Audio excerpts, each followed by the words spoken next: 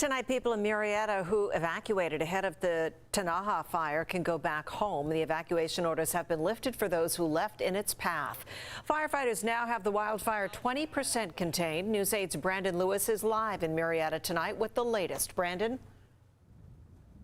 And it wouldn't surprise me if we saw some of those containment numbers start to rise when we get an official update from Cal Fire. We saw the crews making a lot of good progress today, and really what a difference one single day is able to make. This area was completely engulfed with smoke today. At least we can see the clear skies, but we also can see through the clearing a little bit more of how close this fire got to some of these homes nearby. Firefighters continue dropping water on the Tenaja Fire as it spread to more than 2,000 acres. Meanwhile, on the ground, Sophia Wilson made a drop-off of her own. Just thanking the firefighters in person was just a blessing to, actually thank them. Let's get between the house and that outbuilding. She lives in the evacuation zone. Firefighters tried to keep everyone in their homes for as long as possible, but eventually they were told to leave on Wednesday.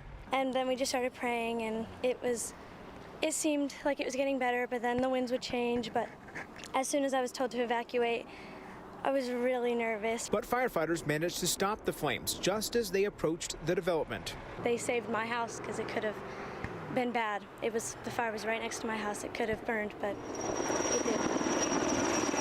So as crews started to get a handle on the fire and turned toward targeting hotspots, a community returned home. David Alexander's brother-in-law is a firefighter. We asked him, what can we do? And they said, well, they have all the water, they have all the Gatorade. There's really nothing you can do but to show your appreciation. So we wanted to make the signs that just say thank you the best way we knew how. Still, not every structure was saved. The fire tore through the Santa Rosa Ecological Preserve, damaging the visitor center and some outbuildings. It's home to several endangered, threatened, and rare animal and plant species. Staff haven't determined the fire's full ecological impact.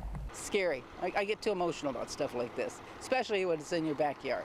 Cal Fire continued an evacuation warning for most of the affected areas, just in case shifting winds push the fire back toward town, but it's much better than it was when it broke out.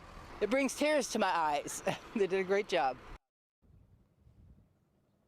We're continuing to watch as people return home to their neighborhoods. You see them bring in many suitcases and other items that they took with them when they managed to evacuate. And as always, as a reminder, just because these containment numbers may continue to rise, it doesn't necessarily mean the fire is out. We are continuing to still see just little bits of plumes of smoke on some of the hillside as Cal Fire continues to battle with some of these remaining hotspots. Coming up for you new at 6:30, we'll talk a little bit more about the number of structures that were damaged as we get new information from Cal Fire. For now, we'll go ahead and send things back to you.